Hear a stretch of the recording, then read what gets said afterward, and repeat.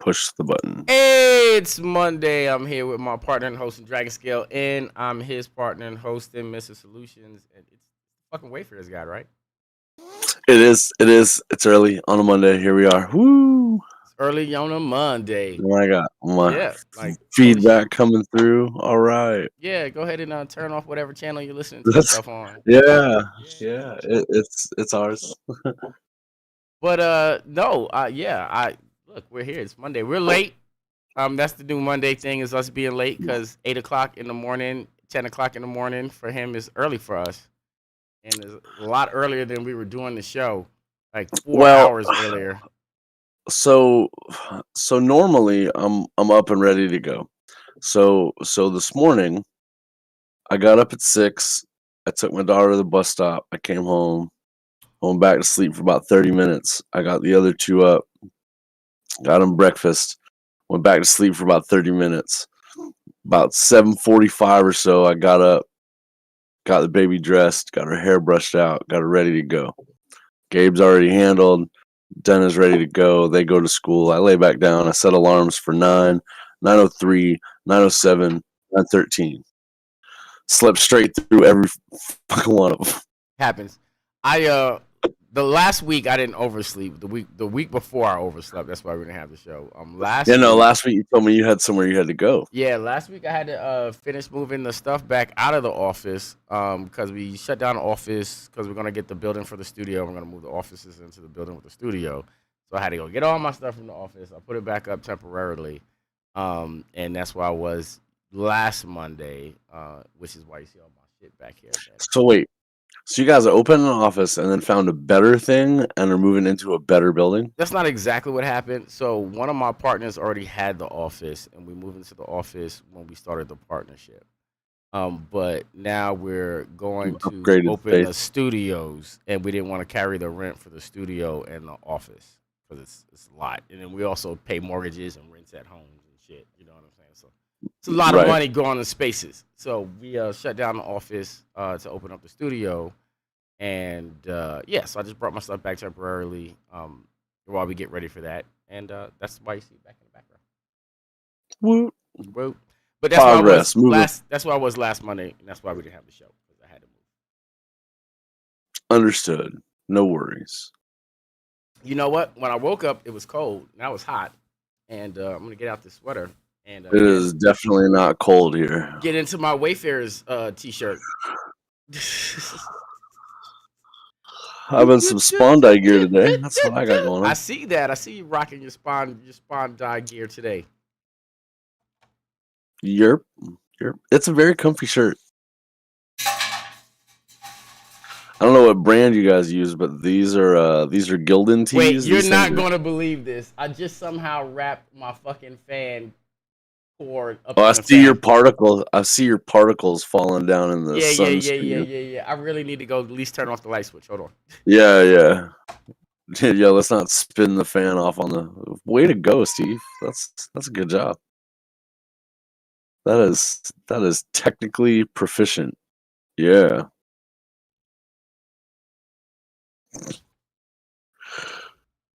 Yeah, that's gonna have to be for later, Steven. But I don't believe I just Mr. Soul-Lutions. I don't believe Mr. I just Soul-Lutions did that. Rocking the gray sweatpants. Yep. Rocking it out. You about to get us all the mom views. Watch out. Yeah, you know, that's what the gray sweatpants life is about, the mom views. Man, that junk has been all over my Facebook group. I got a group of people I went to high school with. We're all in our 40s and shit, like late 30s, early 40s. Every one of them girls on there talking about gray sweatpants right now. I'm like, damn. You know what? I didn't even know it was. I didn't even know it was a thing. I'm like, I got one of them profiles that they like in them gray sweatpants too. So you know what I mean? Same. Yeah, I didn't even know. No, that's the whole look. They love that shit. Gray sweatpants, no drawers. That's like. Dude, and it ain't even shit. They don't even give a fuck about that. And that's the that's thing. The part. Like, that's the part they give a fuck about is if you ain't wearing drawers or not, right? Because they're trying to see the outline of your I'm telling you, that's what the gray sweatpants is about. Bro, and I get all that, but it doesn't matter if you wear drawers or not. Because apparently, like, I did not realize there was a couple questions in there about, hey, girls, what's up with the actually, like, where y'all at on that? Dude, it was overwhelming.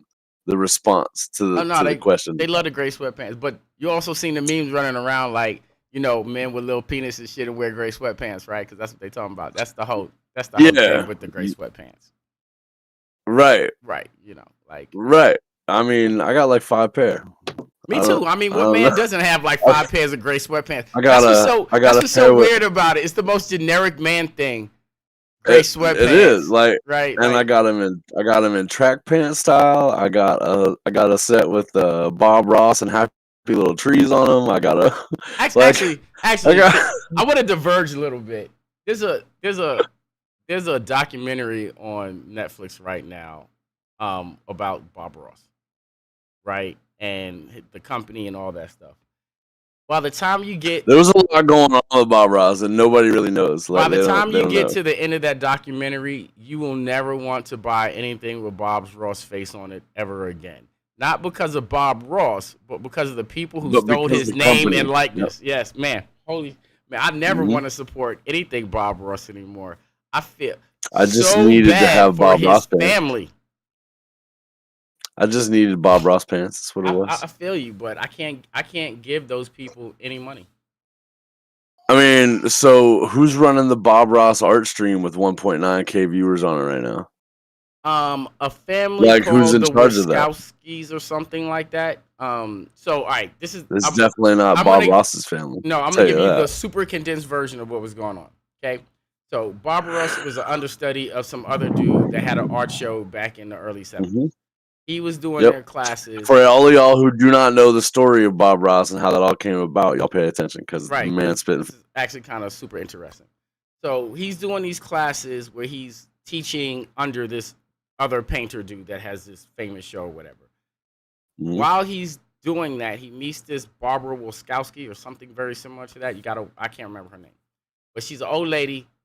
She pretty much is enamored with Bob Ross. She convinces her husband to invest in him having a show. So they put, Because his George, personality type was better. He was a better entertainer. He was a better voice absolutely. actor. He was a better presence on the show. And he also knew that his main audience was women, and he used a very particular style of voice and speech to talk to his audience very sexually, actually. So like the show's Yeah. called The Joy of Painting, and there was a Beat the series of devil out of it was the no joke. joy of stuff back in the '70s, like the joy of cooking, the joy of sex, blah blah blah. Right? So he Yep. just got on that bandwagon in the same way. But what happened is as time went on, he started having an affair with the old lady, right? And he's married, she's married. The shit comes out, and everything goes haywire, right? So the BRI, which is Bob Ross Industries, started with the couple that was funding him, and then him and his wife. They all had a equal voting say in what was going on. His wife dies, and he lost his equal vote. Just to let you know, the Bob Ross Twitch is run by Jansen Media and Bob Ross Incorporated. It is the family that runs runs Bob Ross's estate. Yeah. That's running. Look, everything Bob Ross is run by these people. Okay, by the little old lady and her husband. But the Twitch channel is not run by them. It's run by Bob Ross Inc., which is the family. No, I'm telling you, BRI is not Bob Ross's family. I'm telling you that right now. Oh, so it is the lady. Yes, it's the other family. Okay. Yes, the Wachowskis or whatever. Yeah, let me get to the end of the story. Okay, so he loses his balance and vote when his wife dies, and they start to really kind of take over creative energy on the show. He gets sick of cancer, and he tries to leave his name to his son, but somehow they wind up using his brother and another woman related to him. They use a scare tactic on them to force them to sign over the rights to Bob Ross's name and likeness. So they told him somewhere along the lines of, if you don't sign this over, we'll just take it all down and everything will be gone. Nah, it was even more devious than that. It was you gotta watch it. You gotta watch the thing. I can't remember. It was way more in depth than that. But they wound up signing over the rights to Bob Ross stuff. Bob Ross and his son are left out in the cold completely. After Bob Ross dies, they try to make it like he's not dead for years. Right? Like almost no one. Like he's still doing the show. Exactly. Right? Like he was still alive, still running things in the background or whatever, right? And in the same time, they're making a fucking cult around his name in his studios and stuff where, he used to teach or whatever. Like, but Bob Ross, his family, his son, they get none of the money at all from anything you buy with Bob Ross on it. And I can't support it. I can't do it because those little people are evil. Yeah. No, that's a fact. So, that's my little Bob Ross story. I would go watch the Netflix original documentary. It is fucking amazing. Yeah, it's freaking amazing. I would watch it. That's my suggestion for the day. Oh, fuck. Speaking of suggestions for the day, since we're kind of rambling, have you started watching Foundation on Apple TV Plus? Oh my god, dude! I don't even have Apple TV Plus. How the hell am I gonna watch Apple TV Plus? I don't even own an Apple product. You don't need to have Apple TV to watch Apple TV Plus. You can get it on anything now. Sounds like another way to support Apple. You Apple head. Foundation is amazing. Forget everything that he's saying. It's based off the Isaac Asimov book Foundation, right? It is so wonderful. Dude, look, if I need to see anything Isaac Asimov happening for real, I just look at the news. No, dude, Foundation is cold. Look, you can't. You look. There's nothing on the news happening like Foundation. Okay, Foundation is cold. Look, just. I don't know if you look deep enough. There's a lot of 1984 happening. I'll tell you that. That's George Orwell, not Isaac Asimov. Hey, just same. Hey. And really, that's what you meant to say. Because look, Isaac Asimov did nothing but science fiction, and his science fiction was generally. There's a lot of science fiction going on right now, bro. We got Space Force. We got landers going on all over but the I'm place. just saying his science fiction was more in line with a positive vibe for the future, like essentially humanity. I believe that. Look, I believe that Elon Musk has a positive idea for our future. I don't know that Jeff Bezos and what's his face. I'm not talking about them though. I'm talking about Isaac Asimov. Right, and I'm saying in reality, there's a lot of positive stuff going on. We're about to launch probes out to the moons of Saturn and Jupiter. We got a lot of research going on out there. We're about to look into some Venus going on. Man, they're building a mechanical futuristic. Okay, is what I'm saying. It is not nothing. They're building a survivable mechanical prototype to actually go to Venus. Not the point. None of that is the point. The point is Foundation is amazing. You need to watch it, right? Like, real life is amazing. You need to watch it, Steve. I do watch real life. I know about all the things you're talking about, but that's not what I'm talking about right now. I'm talking about Foundation. I'm just trying to throw you off of a show I ain't watched, man. That's all. I'm suggesting to you and the audience, Dragon Scale in. Watch Foundation. Watch Foundation, guys. Oh, you know what else you should all watch? Star Wars Visions on Disney Plus. Wow. Is it good? It is beyond good. I worry about that whole franchise. It is beyond good. I worry about that whole franchise because they pulled that shit off beautifully. And the thing is, in the upper end of management in that whole block, right? There's two different factions doing different things, and it scares the shit out of me. Because on one side you got the whole creative crew around Mando and the shows that they're working on, and on the other side you got like the whole creative crew on the movie series and the stuff they're working on. Look, and it's like these are not the same team. They're not even working towards the same agenda. Visions was amazing. It's a beautiful anthology. It doesn't necessarily have to tie into anything Star Wars. It just is Star Wars lore-ish. Those things have been performing far better and have been far more developed for the fans, I think, than the shit they're trying to shove into the movies. It's crazy. Star Wars Visions is amazing. Actually, there's been a lot of really good TV out right now. Like this, I don't watch TV, so I wouldn't even know. Man, like 9 Perfect Strangers was amazing. Like, holy shit, this new season of Wu-Tang and American Saga is amazing. Like, there's a lot of good television out right now. Like, honestly, writers are kind of slaying it in the medium of script writing right now. Like, wow. I'm really impressed. I think in my head, one of the things that I see happening a lot is that because of so many different places producing their own content right now, a lot of the best stuff gets shuffled around and lost in the mix.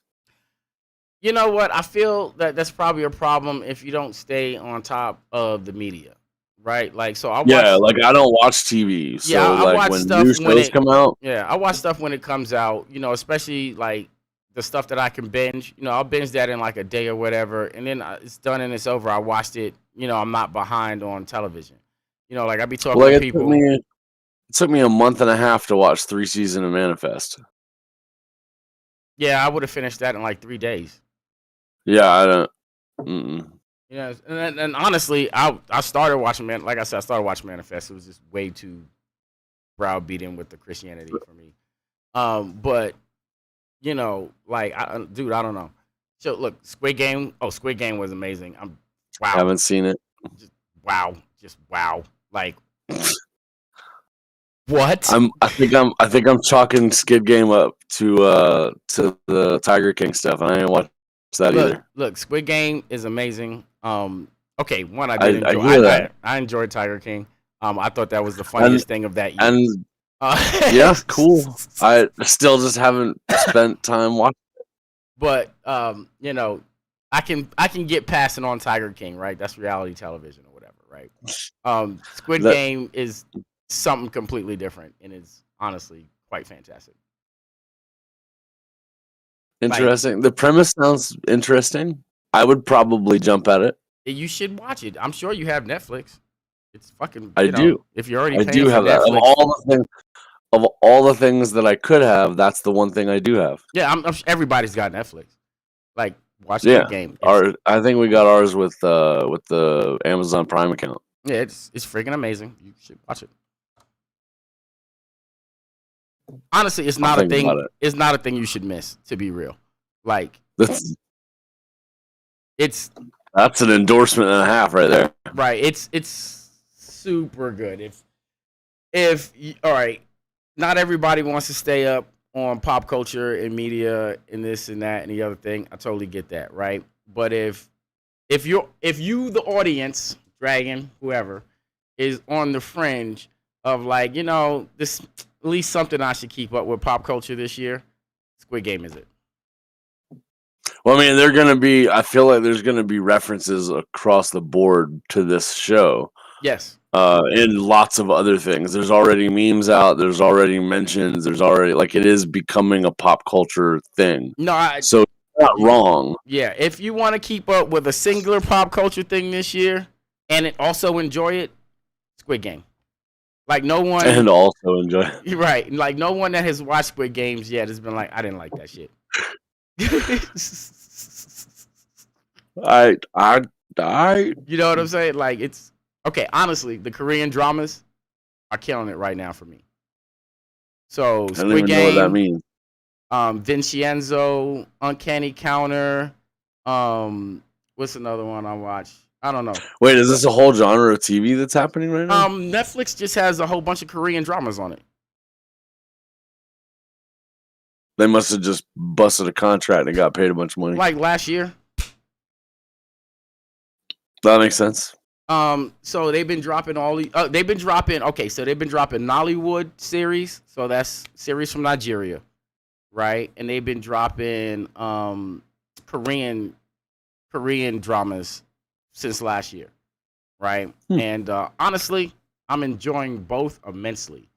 Is that where Love, Sex, and Robots came from? No, Love, Sex, and Robots is actually American. It's Western figures. Western. But the our obsession with all three things is riding strong. Right. The Nollywood stuff and the Korean stuff, I'm super enjoying right now. Like, one, I think now that the Koreans have been let loose in the field of media, they've watched what their neighbors have done in Japan, and they've perfected that. If you look at like a lot of the manhwa that they've been working with American studios pretty close for the last few years. All kinds of stuff. Exactly. But if you look at like the manhwas we read, like the Korean comics, they are like the art level is way past anime or manga, and then like all of them are colored like to like pristinely. Like they have, the animation stuff they've been putting out of Korea late in the last couple of years has been crazy good. Their television shows are amazing.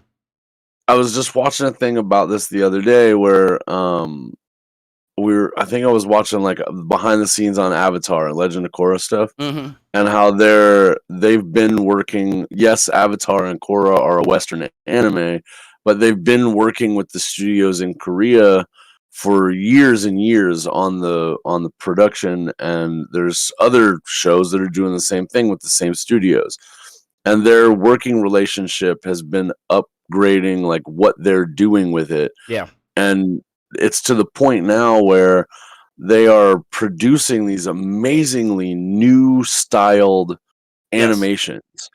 And they're pushing the boundaries on what you can use to animate with and how you go about doing it. And they're really looking at cinematography camera tricks and using cinematography in the layouts for their animations. And it's changing the way the whole genre is functioning. I'm gonna tell you who to really look out for, who's on their heels right now. So, China, right? So, a few years back when Kung Fu Panda 3, when the Kung Fu Panda series was out, right? China had a really interesting reaction to Kung Fu Panda, right? They loved it. They thought it was a brilliant representation of Chinese culture, and they were enraged by the idea that the West was showing Chinese culture in a positive light, so much more so than China, right? And the people were such in an outrage, right, that the Chinese government was like, we have to put money into entertainment and making China represent China, right? So, well, represent it the way they wanted it to be represented. which is the biggest problem. They thought Kung Fu Panda was an excellent representation of Chinese culture. That was the problem. I mean, and to be fair, it does cover a lot of their lore, a lot of their history, and a lot of their like cultural foundation really, really well. Yes. And they loved it and was offended by it at the same time, but not offended because of the culture aspect. Offended because they didn't do it, right? Because they didn't do it themselves, right? So the response to that was to put a bunch of money into reculturing Chinese media, right? Out of this has come a studio called Ghibli or Ghibli or something like that, right? But they are putting out some of the most fantastic animation right now. Like, they have like 4 different series out right now that are just mind blowing. Like, the daily life of the Demon King. I think that's what it's called on Netflix. Demon Lord or something like that. That is one of the most stellar things I've ever watched in my life. Craziness. Like, and they're 13 episodes, 15 minutes apiece. It's one of the best stories I've ever watched. Definitely some of the best animation I've ever seen in my life. Like, yeah, no, I can't even, man, some of the new animation studios are producing some just crazy good animations. Yeah, no, like insane. Things that we've never seen before. The way that they're using the media right now is crazy. Yes. And I'm loving Nollywood because honestly, I'm loving to see African people, in a positive light. You know what I'm saying? It's about wealthy. Generally, the show's about, wealthy or successful, Africans living in Nigeria dealing with, life stuff. And it's cool. Like, it's really cool to see. I don't want to say just black people, really African people specifically, not portrayed living in squalor. Well,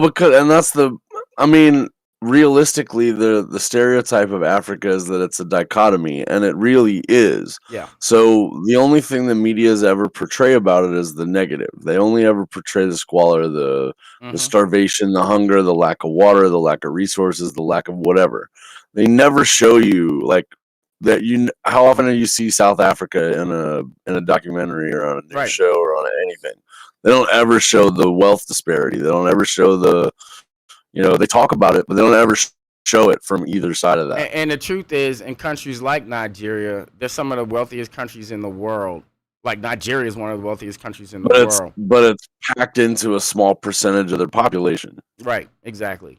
But still, seeing this emergence of art and media and culture come out of countries like Nigeria, I feel is just a breath of fresh air.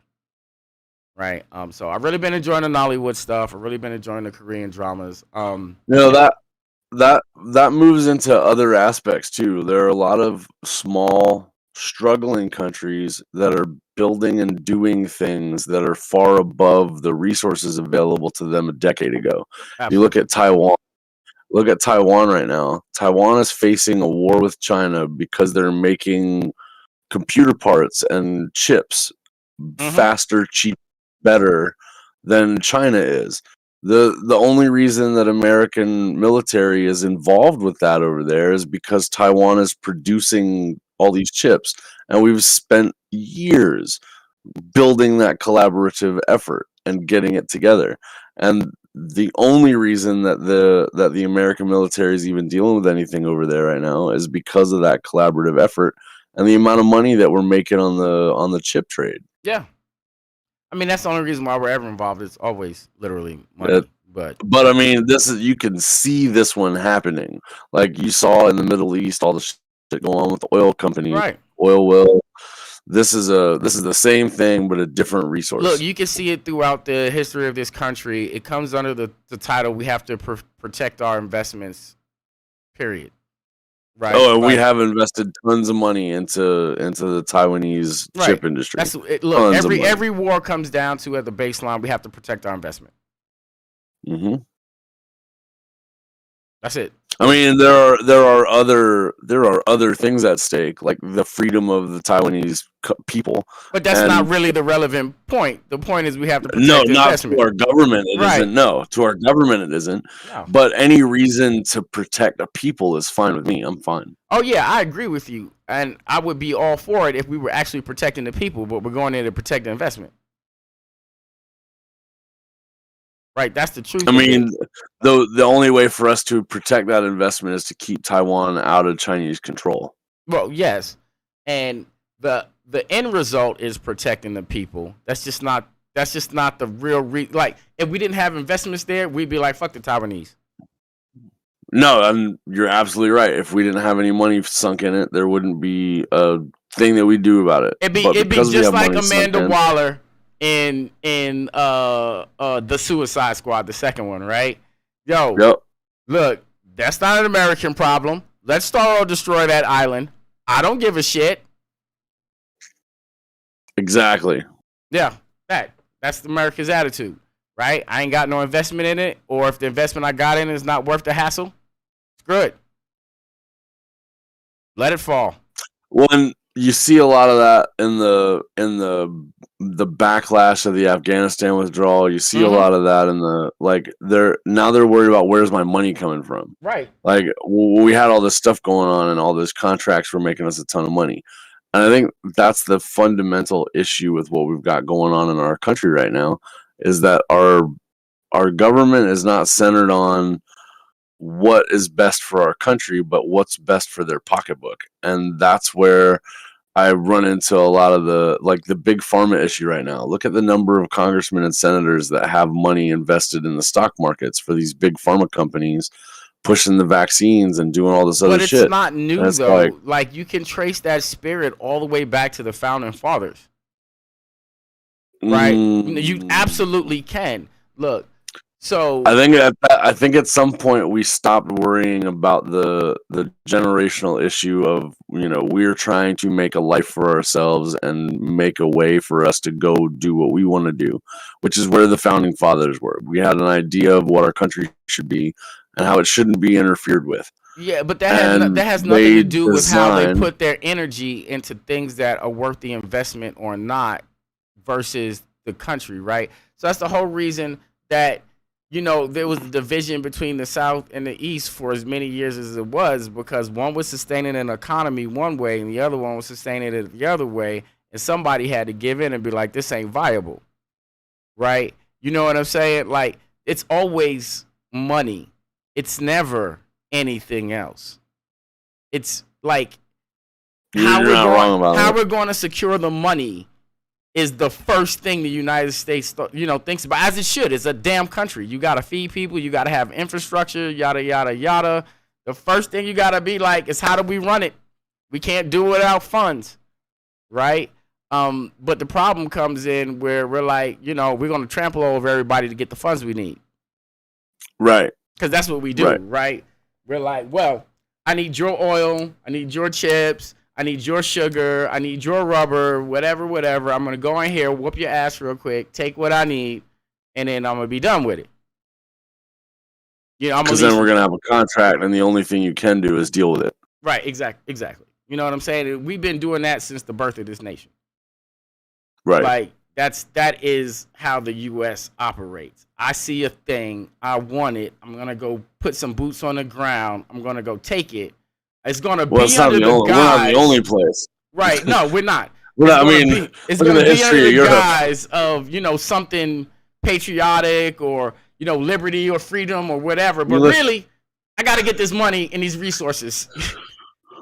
yeah, we weren't even honest enough to just be like, no, we're just gonna go take it. Like the British have always just been like, no, we're just gonna go take it. Yeah.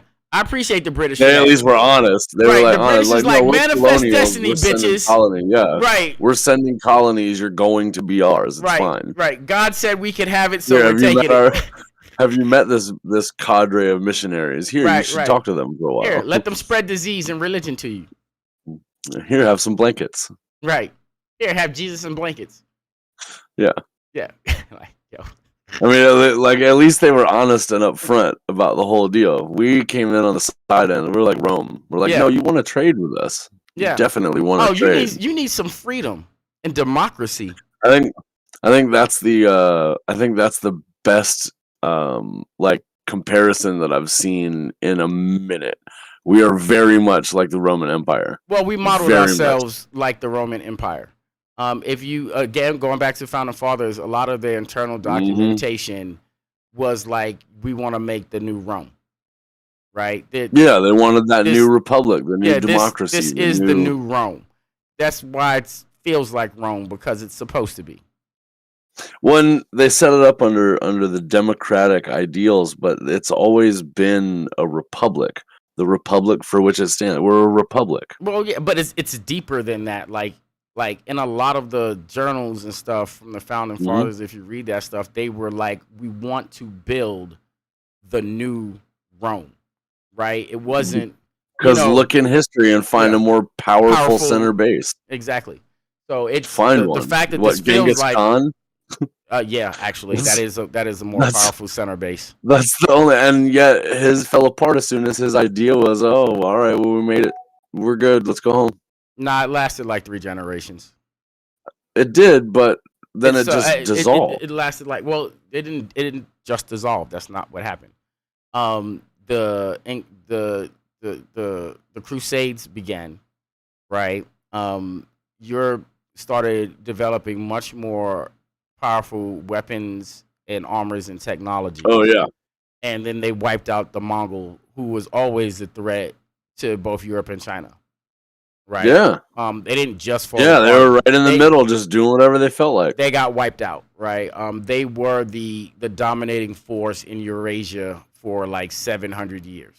And then when Europeans finally started making steel armor and steel weapons, and then the Mongols got wiped out, right? That's what actually happened. Yeah, they're like, oh, this isn't really working out for us. We'll just go home. It's fine. Yeah. They didn't just fall apart. Honestly, you know what's the longest lasting governmental system in this world currently? I actually think I know the answer. Isn't it like the Turkey thing? No. It's the Middle Eastern. That was the Ottoman Empire. Which is now Turkey, so that fell apart. No, China is. China. No, I get. Yeah. China did a smooth succession from being a imperial state to being a governmental state, and never ever breaking up the government of China or the people or the land.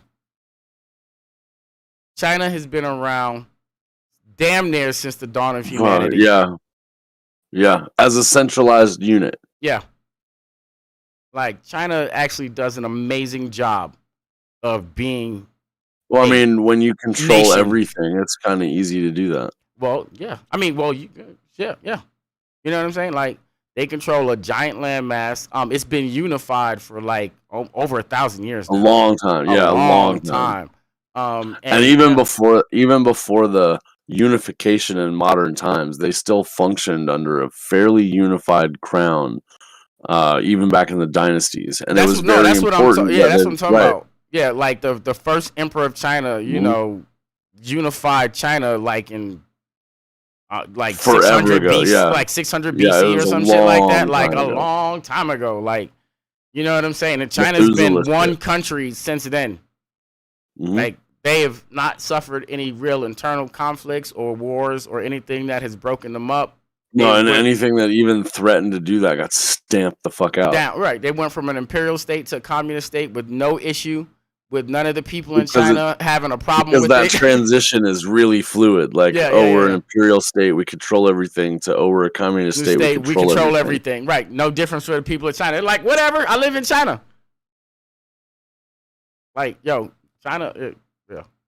China. And now they've all but taken over in Hong Kong as well now. So now the whole mainland is basically just communist China. Yeah, no, I mean it's been pretty much communist China since the '60s. So There was a brief moment where Hong Kong was a standout, for a little bit, but I but mean, now they've pretty much snuffed that the fuck out. no, China's a super power, a super power. Yeah, that's no joke. Yep. But you know what? I don't know why we got all on the politics and stuff today, but we do a show. We started talking about different things going on around the world. I know. Different show stuff. But the show is actually about world and life skill building. That's actually what we do here on the show. Yeah, and all of that kind of ties into a little bit of some market design. All that stuff we were talking about really ties into market design.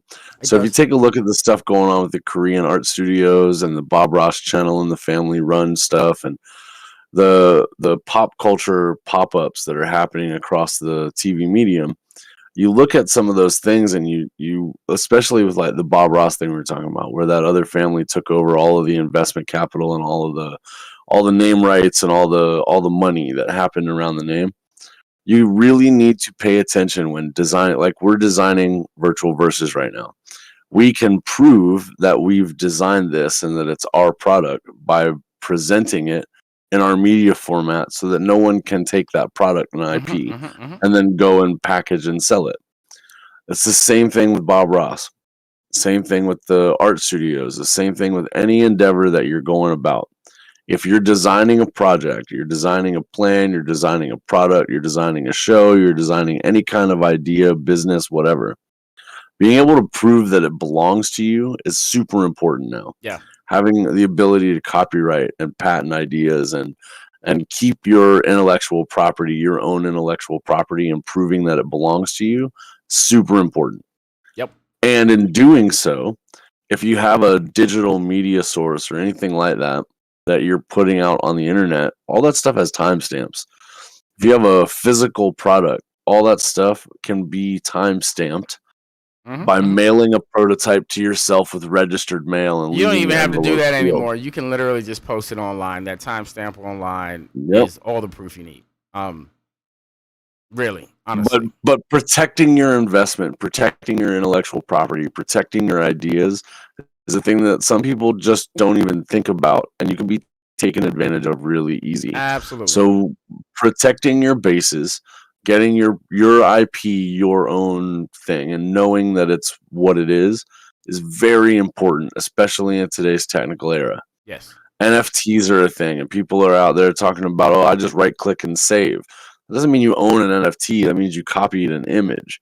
There's a very different thing in owning an NFT. I saw somebody's Twitter about, I have like $2 million worth of NFT. No, you don't. You have a folder full of pictures you saved, but you don't own the NFTs. Right. You don't own a digital rights. Them to do, you can't use them to do anything with it. Right. My logos, your logo, that we own those. Though you can't put them on anything without our permission and not get sued. Buy an NFT, then you can use it for marketing. You can use it for this. You can use it for that. For anything you want. An NFT, then you're going to get sued for using that image. That's the difference. Right. Yep. The ownership, the transfer of ownership from one person to another is highly important. Yes. And it's really the only thing that gives you the right to use a product for anything. And having that in mind when you're out here making content or you're building your channel or you're doing whatever, you have to think about those things. You have to think about the logos you're using and the artwork you're using. It's why you never use clip art stuff. And I have to be real careful when I go look for things that I'm actually using copyright-free imaging and copyright-free sounds and all that stuff. And these are things that we have to think about as content creators. Yep. You get a couple of strikes on your channel's gone, your revenue source is gone. You get a couple of strikes on YouTube, they'll deplatform you. You get a couple of strikes on Twitter, and they'll take you off the platform. You put out physical stuff, and you put out something that of an image you don't belong, you're gonna get sued. Yep, companies will sue the shit out of you, and then you will owe a buttload of money. You'll have to take your own shit down and get rid of it just to try and make up the money Yep, you and owe, and then that it debt is is, still there. and it's just like you said. It's the reason why I insist on making everything myself, right? Because I don't want any company to come to me and be like, "Well, you used my imagery." No, I didn't. I didn't, because I made it with my own two hands on this Right. program. See, Here's look, my timestamp. Here's my work stuff. Blah blah blah. Here's the Yep, program I paid for, because you got to pay for that stuff too, right? So if you don't pay for yep. Photoshop, you don't pay for Illustrator, you don't pay for Clip Art Studios or whatever, then they will come after you and sue you. I mean, you could always use Open Office and GIMP, but yeah, same deal. Yeah, Same, yeah, it's the yeah. I same. mean, like if you decide to use those tools that cost money, right? Then if you're using crack versions, right? You haven't paid for them. They're Yeah, gonna sue no, you, you haven't. Yep, absolutely, right? absolutely, You and got to it be real and it careful with all. that.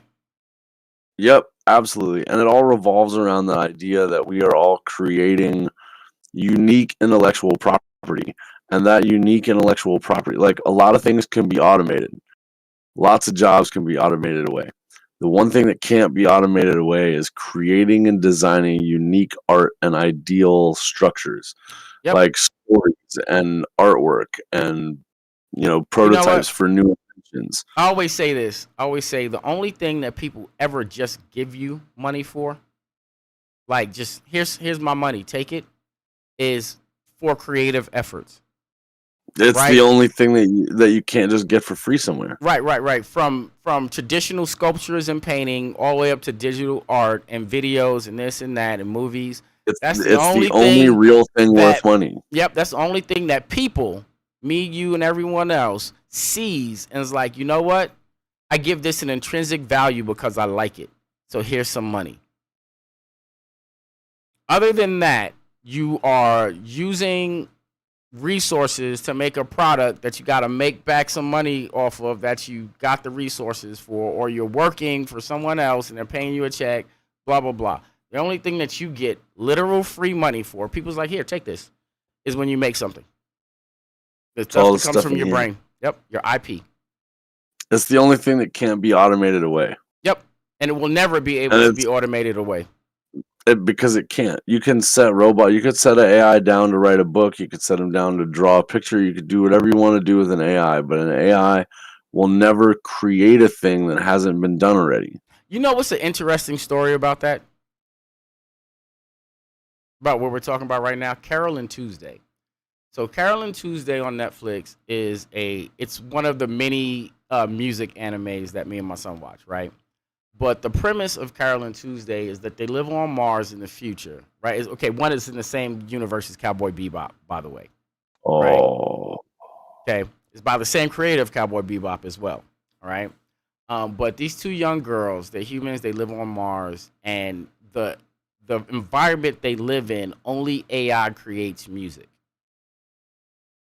right? So whoa. people sing the songs, but AI creates the music, right? So AI looks at algorithms and Well, patterns. because I was about to say they're looking at music the way that they've looked at music and kind of ruined it in the last 20 years. Where Exactly. there's a pattern, there's a set tonal structure, there's a set Exactly. thing that function. And Yeah. the girls, Carol and Tuesday, their goal, their aim is to start making music that's enjoyed by humans again.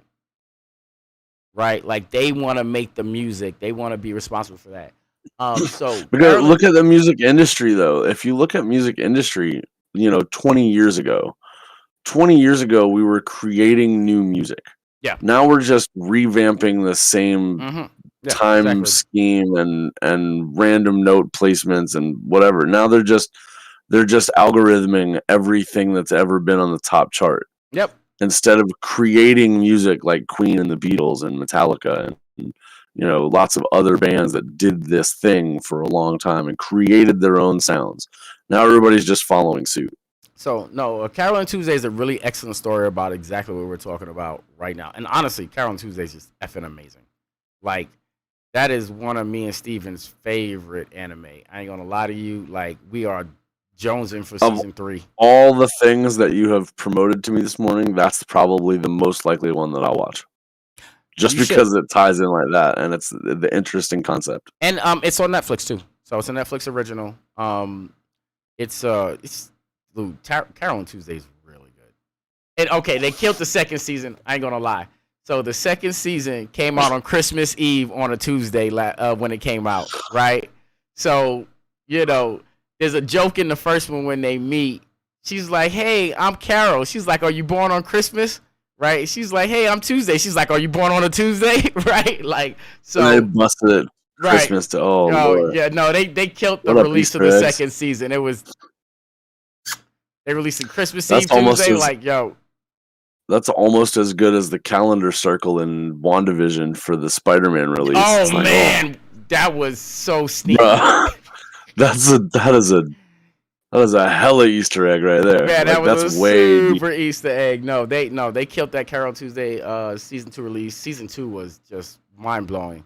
They put so much money into the song production of that show, like the actual CDs are fire. Like the actual albums that you can get. Dude, if you tell me that a show about music creation doesn't have the best soundtrack ever, I'm gonna be mad at you.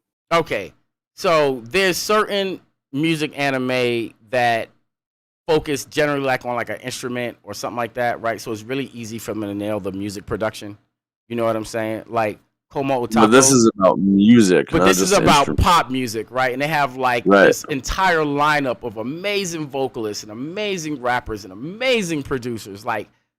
And every show has these mind-blowing freaking songs and performances. You're like, what the fuck is going on here? And then there's this substrate. The whole focus of your show, it better be the best thing you got But going. see, that's the thing, though. There's this whole substrate that is super political and super racial, and like all these other things are like all that ties in. Yep. yo, like Carol makes Tuesdays perfect sense. is like boom, boom, boom. Like every marker you can hit, they are on that. Like the anime production, the music production, the character development, like that is one of the best animes, period. But anyway, the reason why I said we do a world and life skill building show, because I'm way off that again, is because We're not though. We're still talking about the way you protect your IPs and the way you think about your business.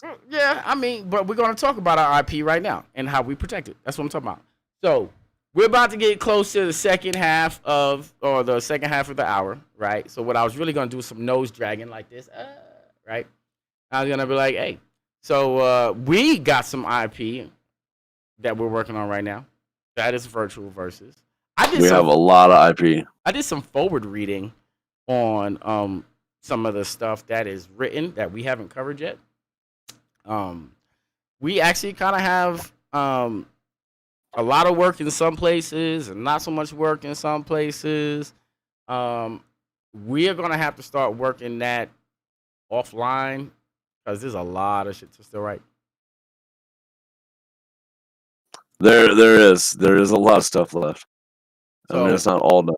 So. Yeah, it's like the body chapter that we've almost through. Okay, I think we missed a large section of the body chapter too. Oh, I'm sure that we have. I think we missed like all the athletic stuff. Because I went back and I reread the chapters. And I was like, I don't remember reading none of this on air.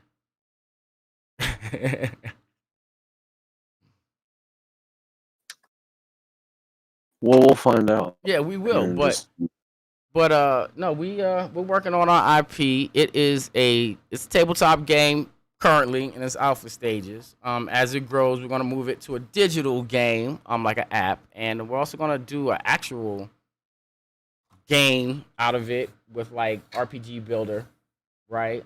Yeah, I have 3 different RPG Maker games. We will find out which one has the most tools and things that we want, and we will set that up, and we will get a real RPG game built on our engine. Yes. Yeah, absolutely. The system is a D100 system, so that means 100 is a failure, 1 is a success. Yeah, that's what we're doing. So we're gonna start delving a little bit deeper into the rest of the body chapter, I guess. I think we should go back up to the athletic section and make sure that I'm not crazy, because there's actually a bunch of really good stuff in there. Wow. I'm pretty sure we didn't read it on air. We got I think a middle chunk in the end of the body chapter. The mind chapter is pretty well written out. There's some of it missing, but there's actually quite a bit of it there. And then the soul chapter is pretty devoid of content when it's all said and done. So that's largely where we're at with getting ready to get back into virtual verses for today. I am actually going to pull up this body document. I'm gonna get it in place for later when we do our thug dizzle.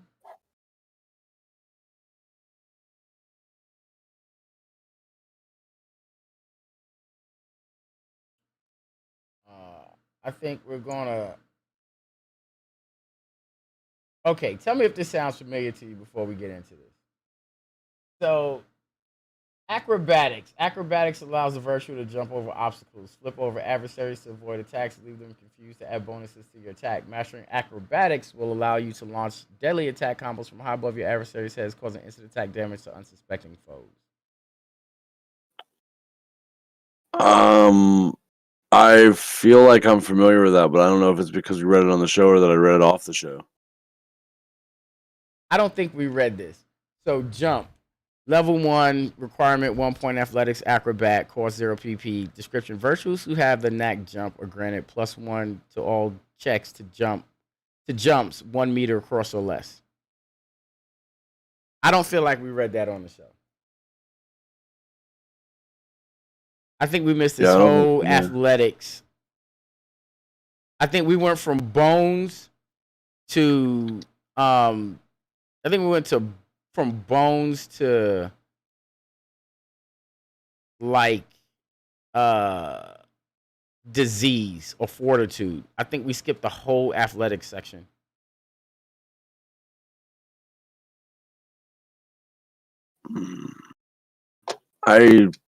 I honestly cannot remember.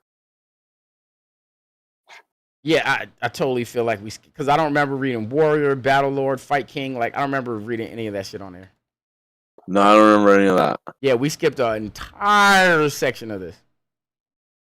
I went back and was reading this. I was like, we didn't read none of this. There's some really good stuff in there. Actually, I think we went from bones to martial weapons. No, I think we were in. I think it was like. I know we were on the body section, and we may have skipped a whole part of the body section. Oh, that's where I'm at. I'm in the body section, and I'm sure we went from bones to at least athletics running, because I know we did speedster and stuff. I'm pretty sure we did the martial weapons section as well. What I don't think we did was athletics, acrobatic down to Fight King.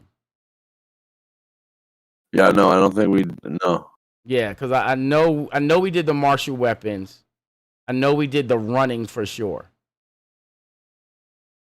Because I remember reading the speedster stats. But I'm pretty sure we skipped the top of athletics down to at least martial weapons. And honestly, I don't think we did martial weapons either, because that's where all the dual wield stuff comes in. And I was like, when we was reading swords and stuff, I was all like, where's all the dual wield stuff? Why didn't I write that? Because it's all the way up here. I cannot find my main folder with all that stuff in it. Like in the docs folder, I cannot find the game. I don't know. I see all the other stuff. I would not know why. I see 3 sides. I see the Insignia. I see the Tef and Topher. It is definitely being shared with you in mbeatty228@yahoo.com. Right. And that's where I'm at here. And like I said, I see all the 3 sides. I see all the, all the everything. I see the Not a Shoot. I see the Colony. I see all the stuff. I just cannot find anything related to virtual verses in here. That is weird, because Google says that you should be able to see it. Yeah, I know. I don't know. If you can't find it, I will do the reading today. No big deal. Well, I mean, that's the thing is it's here. I'm in my docs folder. It's just not.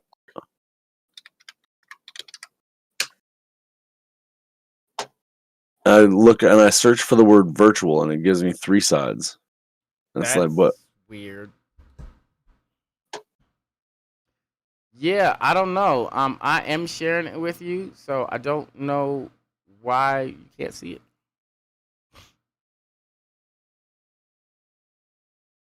Are you in the share with me folder?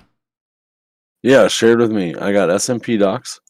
I open that. It's not in there. It should just be. Okay. One, I'm sharing it from C. Paul. I'm sharing it specifically. I don't know why my keyboard is so cattywampus. I'm sharing it specifically from soulmonkeypr@gmail.com. Right. It's just I don't see any of that. Really strange. And Yeah. try to refresh it, I guess. I don't know. Are you It's sure not you're in the even. right account? Yeah. Yeah. Hmm. I'm pretty sure. Let me double check. I mean, I can't share it with you again, so I don't know. Probably not.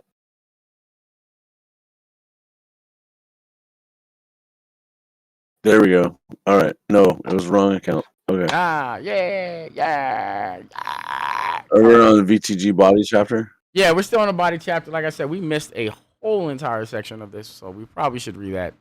Are There's we on actually body definitions or the body chapter doc or the body chapter doc, VTG body chapter. We're on athletics acrobatics is where we're gonna start. And we just missed trying to pull up? a super chunk of this. Matter of fact, did we read transform into person, transform into beast, transform into chemical? Nope. Yeah, like okay, I think we missed. Yeah, we missed everything from the top of athletics acrobatic. Yeah, so there's a whole bunch to cover in between that and like fortitude.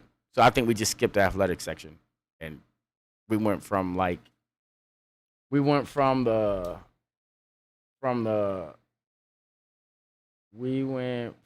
anatomy, respiratory system, and skeletal. We went from skeletal system to fortitude, and we skipped the entire of athletics or acrobatics or athletic acrobatics or whatever the fuck it is. So we got to read that whole section. Yeah, I think. Yeah, no, I think you're right. I think we just went to the A's and started there, and it was not. Not right. Yes, no. I went back and I was reading this document and doing some corrections and stuff. And I was like, "Oh, we missed this whole section. Why we do that? We so stupid." All right. Well, over here on the left-hand side of this document, what part am I supposed to click on first? Athletics, acrobatics, or acrobatics.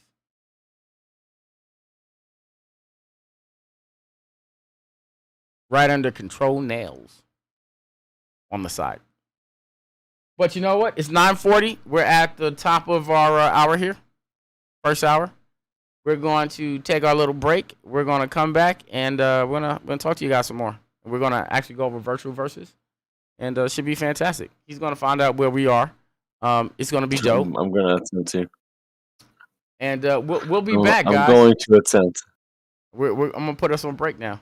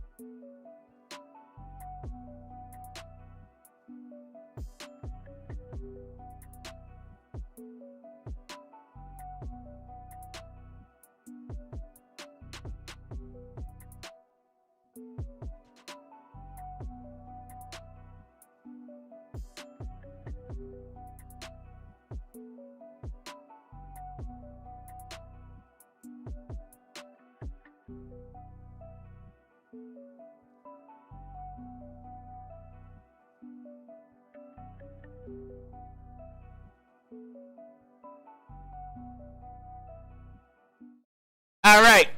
It's Monday. We're back on the second half of the Wayfarers Guide. That's Dragon Scaling on the other side of me. I'm Missing Solutions. It's the second half, so we're going to get into virtual verses. Like, boom. Whoopity doo. Whoopity doo. All right, so camera switch. Bam. Screen switch. Bam. Turn around. Bam.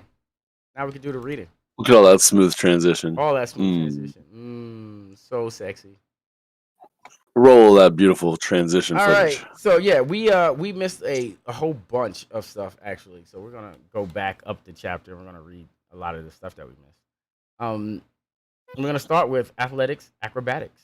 Acrobatics allow virtual to jump over obstacles, flip over adversaries to avoid attacks, or leave them confused to add bonuses to your attacks. Mastering acrobatics will also allow you to launch deadly attack combos from high above your adversary's heads, causing an instant attack damage to unsuspecting foes. Jump, level 1, requirement, 1 point athletics acrobatics, 0 PP is the cost. The description, virtuals who have the knack jump are granted +1 to all jump checks to 1 meter across or less. Of course, with everything else in virtual verses, that scales. So, as it goes to level 2, that goes to level 2 stuff, blah, blah, blah. So you get I think it's 3 meters at level 2. I don't know. I can't remember what the chart says, but we have charts in here. It's a thing. We do. It's scalable. It's scalable. You want to read high jump, or you want me to do it? High jump. Yeah, I got a high jump. Level 1. Requirement, 1 point athletics acrobat. Cost 0 PP. Virtuals who have the knack high jump are granted a +1 to all jumps straight up in the air, 1 meter or less. Again, scalable. Yep. Flip. Level 1. Requirement, 1 point athletics acrobatics. Cost 0 PP. Description, the knack flip will allow virtuals to flip over one space. If a virtual is engaged in combat with an adversary, then they are able to avoid the attack completely. However, if they flip into a space adjacent to a space occupied by a different adversary, then the virtual using flip becomes open to an instant attack by the new adversary. However, there should be a space there. And actually, this should be comma. However, comma, because that's always how however works. However, if the flip in the front of another adversary, if they flip in front of another adversary, let's just say they flip in front of another adversary, then the virtual using flip is granted an instant attack. And really, I want to make the requirement a 1 point athletics and 1 point in jump. That makes sense. Yeah, I feel like it does.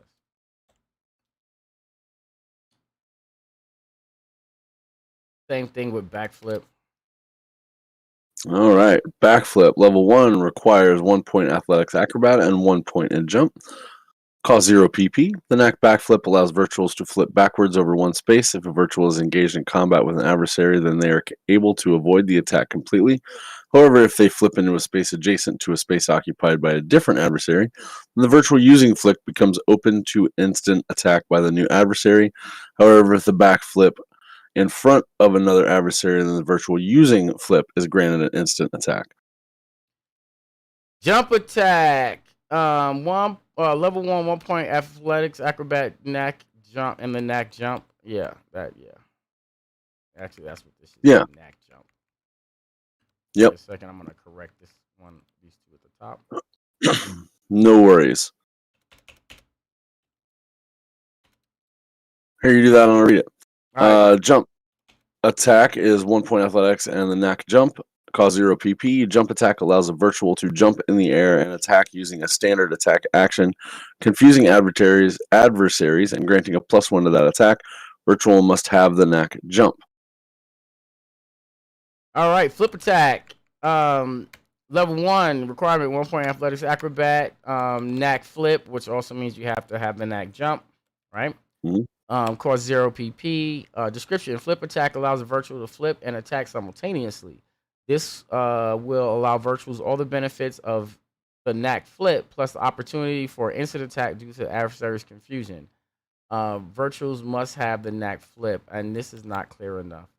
Plus the opportunity for and I want to say like a second, like or I don't know. I'll come back to that, but essentially, like there should be an attack in the air and then an attack on the ground. Tumbler. Right. Tumbler, 1 point athletics, acrobat, knack flip, and backflip. The knack tumbler will allow a virtual to make 1 flip and backflip in the same round. If a virtual has flip attack, they are able to attack as they tumble through adversaries. Daredevil, level 1 requirement: 1 point athletics knack, 1 point athletic, knack jump, high jump, flip, backflip, and tumbler. So basically, you gotta have all these to get this Daredevil thing. Virtues who have place points in Daredevil have no fear of heights and are sure of foot, allowing them to attack adversaries from heights of 10 meters or lower with an instant attack and a +1 instant attack and +1 to attack. If the attack action is successful, the virtual can take a second attack as a standard action. However, if virtual fails on first attack, then they will land prone, suffering -1 point to their vitality and leaving themselves open to an instant attack from the intended target, as well as lose 1 round action. High risk, high reward. Yeah. Athletic contortion. Woot. Contortion. Placing points in contortion will allow a player to stretch or change their bodies into incredible shapes, increasing their block, attacks, and even checks to hide. This is fun. Yeah, double jointed. Level 1 requirement: 1 point athletic, 0 PP. Description: possessing the knack double jointed, the player is able to move their body easily, granting a +1 to block and a +1 to attacks. Goop. Oh, that sounds so bad. Doesn't it? Required 1 point athletics, cost 0 PP. Possessing the knack goop, the player is able to change their body into a liquid-like substance, granting the player +1 to blocks and allows the player into any area. That reminds me of Odo from Deep Space Nine. Yeah. Okay, so I always tell people, I just be like, look, if I had the power to turn into a puddle of goo, then I'm more super than you are. You know what I'm saying? Like, as the power of goo, I can get into Odo used that transformability for all kinds of crap. I get into any place I want to. There's nothing that is so sealed that I can't get into it. I can drown you in my gooness. I can literally jump in your mouth and suffocate you to death. You couldn't do just slide in. Yeah, like no, goop that's actually a superpower that people sleep on all the way. Like that is one of the sickest superpowers you can have, is to turn into a puddle of goop. As long as you can still move your body around. Yo. Yeah, as long as you still have autonomy, man, that is scary good. It's a scary good ability. Stretchy, level 1, requirement: 1 point athletics, cost 0 PP. Description: possessing the knack stretchy, the player can stretch his body to abnormal lengths. The virtual stretches a body part +1 space per round. And of course, like everything else, that levels. And so as you go up, you get more spaces per round that you can. And now we're talking like Mr. Fantastic kind of stuff. Yeah, exactly that. Take any shape. 1 point athletics. Possessing the knack, take any shape. The player is able to contort their body into any 3-dimensional state. The effect lasts for 1 round and grants the player +1 to attack launch against opponents that are unaware of the player's presence due to their appearance. This is straight mimic shit. Yeah, yeah. Like this is the opening into the Beast Boy power set. Pretty much. And really it's more than that. Like you can change yourself into a microwave and sit on the counter. Right. You know what I'm saying? Like I laugh, my wife laughs, the toaster laughs. Yeah, exactly. That. Transform into person. This is more okay. So this one and the next one is more like Beast Boy stuff, right? Requires 1 point athletics, costs 0 PP. Possessing the knack transforming a person allows the player to transform the outward appearance to match that of an opponent or player. This effect lasts 1 round and grants the player +1 to all attacks launched by the player when the opponent is unaware that the player is transformed. Nice. Transform into beast level 1 requires 1 point athletics, 0 PP. Possessing the knack to transform into beast allows the player to transform their outward appearance to match that of a beast. This effect lasts 1 round and grants the player +1 to all attacks launched by the player while the player is transformed.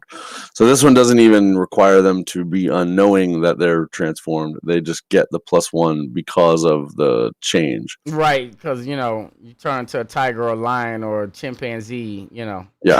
Yeah. or an The alpaca. If you watch 911 this week, oh dude, my god, one of the coolest D moments that I ever saw was an incarnate druid who had past life forms literally change from a bird to cover distance to a monkey to get a drop on a target to then into a dire lion to make his claw and rend attacks yeah. like See, that's all dope. in round It was That's ridiculous. see, It that's worked dope. so good. This one is going to be dope too, though. Transform into chemical. Hmm. Level 1 requires 1 point athletic, costs 0 PP. Possessing the knack transform into chemical, the player can take the form of different chemical compounds. At level 1, the virtual is able to change into any one chemical for 1 round. Dude, chlorine gas. Yes. Yes. Like straight up chlorine gas. Yeah. Pure oxygen. Yeah. So many things. Nitrogen. So many dangerous chemical compounds if you just Yes. know what the elements are. Hydrochloric acid. Sulfuric, what are you talking about? Yeah, Hydrochloric, sulfuric nothing. acid. Like, look. Poof. Oof. Look, you can turn it into any chemical for 1 round, and then it I scales. goop, I go down your throat, sulfuric acid from your insides. Yeah, you're dead. You're dead. You're dead. Unstable is next. That's great. It is Unstable. great. Level 1, 1 point athletics, 0 PP. Possessing the knack unstable, the player's molecules are considered unstable, and because of this, the players are often thought to be intangible. This grants player +1 to block and incurs a -1 to all attacks. Players are also granted a +1 to hide against search checks. So this is like basically untangible. Yeah. Like John Jones is like Yeah. I ghost you. Pretty much. Like I said, if I thought of a superhero, I was like, how do I make their power? Like Nice. that's how I went about writing this. Like, how do I write every superpower in existence into a game like this? Athletics, fighting. The players who focus points in fighting find they have an aptitude for learning different forms of martial arts, and also adapt quickly to the use of weapons, granting those players bonus to physical attacks. Nice. Martial artist, level 1, 1 point athletic fighting, 0 PP. Being a martial artist, you gain a +1 power points to all physical attacks. That is tight. Martial arts expert, level 1. Requirement 1 point athletics fighting and the knack martial artist. Cost 0 PP. Being a martial arts expert, you gain a +1 block to all physical attacks. Nice. Yes. Martial arts master, level 1, 1 point athletics fighting and knack martial arts expert and martial artist. Cost 0 PP. Being a martial arts master, you gain a +1 mind, allowing you to use +1 unity attacks per round. That is tight. Now we're getting into more knacks and skills that give us points, Yes. which is way cool. Yeah. Warrior, level 1. Requirement 1 point athletic fighting. 0 PP. Description: being a warrior, you can add +1 to any called physical attacks. I'm gonna attack his arm, and you get a +1 to attacking his arm. Right. Nice. Battle Lord, level 1, 1 point athletics and knack warrior, which also requires you to have the athletic fighting and all the other stuff. And they stack, of course. Being a battle lord, you can add +1 to the next move and successful combo. The first move does not gain the +1 bonus, physical attacks. So that's +1 to the successive actions in an attack round. Right. So like, you go from one combo, you go from one attack to a second in the combo. The second attack gets a +1. Nice.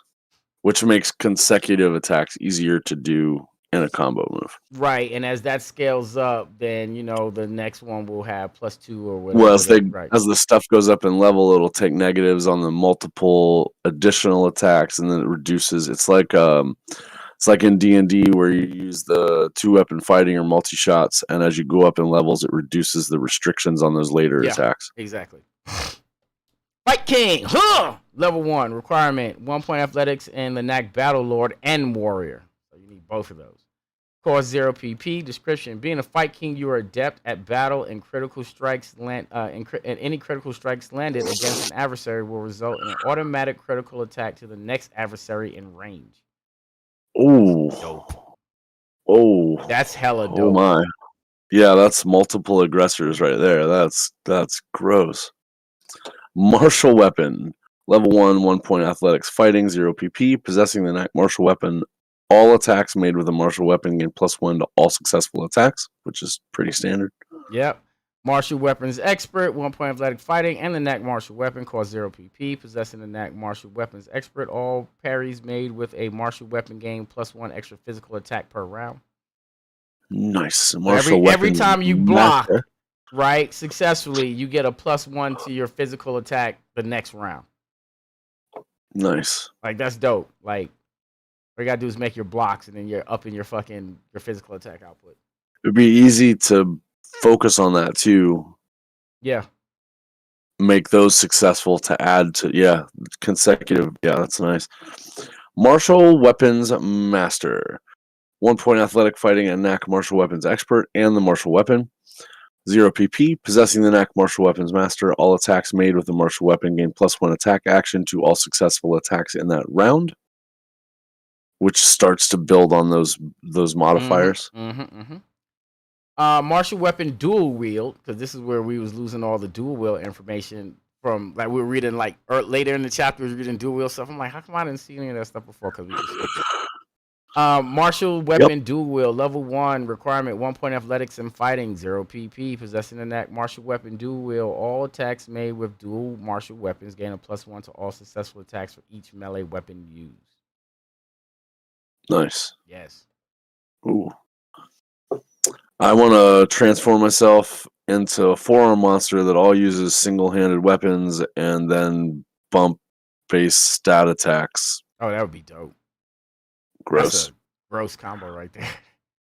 And then you, what was the one? The consistent change, or the one that lets you maintain longer rounds? Yeah. Whoosh. We're a martial weapon dual wield expert, right? Yep. 1 point athletic fighting and knack martial weapon dual wield costs 0 PP at first level. Possessing the knack martial weapons dual wield expert, all attacks made with the martial weapon gain +1 to block for each melee weapon in hand. Dude, yeah, we start transforming into multi-arms and doing this tree. This is gross. This synergy is disgusting. Martial weapons dual wield master. Oh, okay. Level 1 requirement: 1 point athletics fighting and knack martial weapons dual wield expert. Cost 0 PP. Possessing the knack martial weapons dual wield master, virtuals gain a +1 to the next successful attack and a combo attack in that round with each melee weapon used. You start getting high up in this synergy, gets really gross, and I could see it working with other things like these right here. Oh, with running? Oh my god! Yeah, the ability to make extra actions in a round, the ability to increase your speed, the ability to change yourself into multiple attacker, like that is gross. Yes. Running.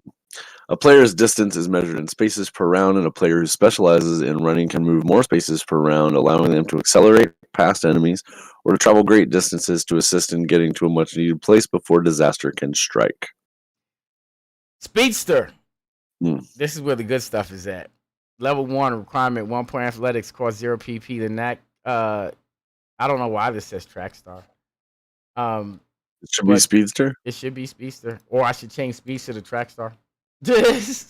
One or the other. What the hell?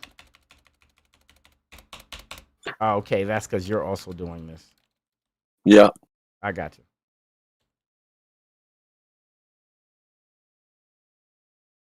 Okay, the next Speedster lets you move +1 +1 move space per round. Yes. Period. Nice. Yeah. And of course, as everything in this game, it all stacks up in levels, so that So increases as later points. this is how I knew we missed this section because I read this next one that you're about to read. I was like, we did not read this for sure. Convert spaces to actions. 1 point running athletics and speed and knack speedster 2. 0 PP. Virtuals who have the knack convert spaces to actions are able to take the number of spaces they can move per round due to speed bonuses and convert them into attacks that round. Gross. I know. That's how I knew we didn't read this. When I read convert spaces to actions, I'm like, we did not read Gross. this on air. With the multi limbs and all the dude, these things are so sick. They are so sick. Running Cyclone, level 1, requirement 1 point. Running Athletics, enact Speedster, level 2, and convert spaces to action. Description: Virtues have taken the knack, who have taken the knack in running vortex, are able to run around in a circle fast enough to create a cyclone around adversaries, causing -1 to adversaries' vitality and causing a knockdown for 1 round. At level 1, running cyclone makes a 1 magnitude cyclone. So magnitude is how we measure things in this game. So we'll probably go back over magnitude later. I know we covered it way early. But we'll go over back. Yeah, and there are lots of different things that it specifically deals with. So Yes. yeah, But it's we'll end basically up a way of having measuring mass in a space. right. Don't blink. Level 1, 1 point running athletics and knack speedster cause 0 PP. Virtuals who have taken the knack don't blink move at such a rate it causes their adversary to blink, allowing the virtual +1 extra action per round. So in addition to all the other actions they get to take, they just get 1 extra anyway. Now, wait. Then there's Speed Wave. Level 1 requirement 1 point run athletics and the knack speedster 0 PP. Description: Virtuals have taken the knack speed wave, cause a force wave through the air. As the virtual speeds through spaces that the last space entered is affected by the speed wave, causing a knockdown to allies or adversaries in any adjacent spaces. So this would be like an area effect. This is an AoE, absolutely. Basically, for every space pass, all the spaces in that quadrant. So this, like, you're in the middle, and then square one, Every square two, square adjacent three, square, space. is going to get blown away. Every So we adjacent need to space. figure out the math and the mechanics on how it would affect objects and things like that too. Yeah, a lot of that is figured out, but yes. Yeah. High speed shock. Oh, this is about shocks. Yep. Level 1 requires 1 point athletics, running, and knack speedster 2 CSA, 0 PP. High speed shocks allow the virtual to create a large amount of static electricity, enough in fact to jolt an adversary's nervous system, causing -1 to vitality. That is epic. Yes. Now Side. you're into the static shock mode. Yeah. Sidestep. Oh, really? Like flashes lightning when he's running around, Mm. right? You know. Sidestep, level 1, requirement 1 point athletics runner and the next speedster, cost 0 PP. Description: having sidestep allows virtual with the next speedster to sidestep an adversary's melee attack action with super speed. Granted the virtual +1 to block for 1 hour. Nice. Faster than the trigger. Level 1, 1 point athletics running and knack speedster, 0 PP. Faster than the trigger grants the virtual a +1 block to both ranged attack actions and effects of traps that must be triggered for 1 hour. That's pretty sweet. Yes. Athletic swimming, a lot of this is going to be the same thing as athletics running for Warren. Swimming. Right. Places point in swimming allows players to travel underwater over great distances. Fighting a beast in the water or diving to the bottom of the ocean to recover a lost relic becomes nothing to those who have taken points in swimming. Athletics swimming has nothing. I'm just going to assume it allows you to swim better. No, yes. We're just really going to start with aquatic speedster. Right. Aquatic speedster. Level 1 costs requires a 1 point athletic swimming, cost 0 PP. Possessing the knack fisherman. I don't know why Fishman that says that. Should be should be aquatic speeder. aquatic. Yeah, possessing the knack aquatic speedster. The virtual can swim at +1 spaces per round. Oh yeah, and then you have one for the yeah, convert strokes into actions. Yes. Requirement level 1 requirement 1 point athletic swimming and the knack aquatic speedster. Suggests underwater breathing. Right. Honestly, it should be suggested for the first one as well. Cost 0 PP. Description with the knack convert strokes into actions. The virtual is able to convert extra swim spaces into attack actions instead. I can see where you wouldn't necessarily take underwater breathing, even though you're moving through water spaces better or making that a thing that you do. I could see not taking it. Well, that's why I suggested. It's not, you don't Right. have to take it. But, you'd 'Cause be you better can- you underwater can- if you can breathe underwater. I mean, you could circumvent with gear, True. But like you any can also, kind of a rebreather or something like that. you could also fucking, learn to breathe underwater. Yeah, sure. Yeah. Sure. Water quake. Level 1, 1 point athletic swimming and knack aquatic speedster, cause 0 PP. Virtuals who have taken the knack water quake cause a force wave through the water. As a virtual swims through spaces, the last spaces entered are affected by the speed wave, causing a knockdown to allies or adversaries in any adjacent space. I like it. Whirlpool. Level 1 requirement 1 point athletic swimming and a knack aquatic speedster and convert strokes to actions, cost 0 PP. Description: the virtual who has taken the knack in whirlpool are able to swim round and round in a circle fast enough to create a whirlpool around adversaries, causing a -1 to adversaries' vitality and causing a knockdown for 1 round. At level 1, whirlpool makes a 1 magnitude whirlpool.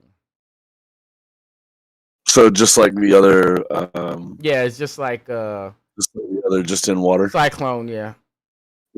Force breath. Level 1. Water movement. Oh, I skipped one. Sorry. Water movement. 1 point athletic swimming and knack aquatic speedster. 0 PP. Having water movement allows virtuals with a knack aquatic speedster to mimic the movement of the water, causing you to move all the way out of the adversary's melee attack with super speed swimming, granting the virtual a +1 to block for 1 hour. Force breath. I don't know why that. Well, we'll see. Force breath. Level 1 requirement 1 point athletic swimming and an aquatic speedster convert strokes to actions. Virtuals are able to swim at adversaries with great speed, causing an immense amount of pressure in the water, forcing the adversary to take a breath. That's why, or it forces a breath. Pressure in the water, forcing the adversary to take a breath for -1 point to vitality. Yeah, no, I could see that would be. I can see where that would be needed, because then if you move that with like whirlpool, right?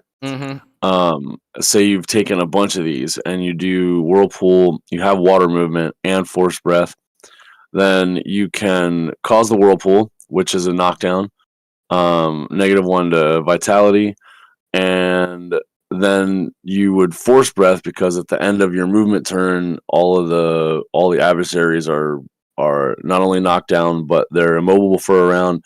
Now you force breath and you've inducted drowning. Yep, and there's another -1 point to vitality. Right, and there's another -1 point of vitality. So now you're down 2 points, you're prone, and you're drowning all in one swift move. Good job. No, that is a good job. Faster in the water. Level 1, 1 point athletic swimming and knack aquatic speedster, 0 PP. Faster in the water grants the virtual +1 block to both ranged attack actions and effects of traps. It must be triggered for 1 hour. All right, athletics, weightlifting. This is where we get into super strength. I also knew we missed this because we didn't cover super strength at all. Yeah, we sure didn't. Weightlifting. Having points in weightlifting will allow the player to lift great amounts of weight as they progress with knacks in weightlifting. Players who progress in this skill will find it easier to toss an automobile or eventually lift a metric ton. Weightlifting. Shitload of weight. Yeah, I guess weightlifting is up to you. Yeah, level 1, 1 point athletics, weightlifting, 0 PP. Possessing the knack weightlifting, virtuals are able to lift objects weighing up to a unit for 1 hour, and no strength checks is necessary. I'm sure that there's a chart that covers exactly what that means. There's a chart that covers units, magnitude, all that stuff. Convert strength into power. This is gangster.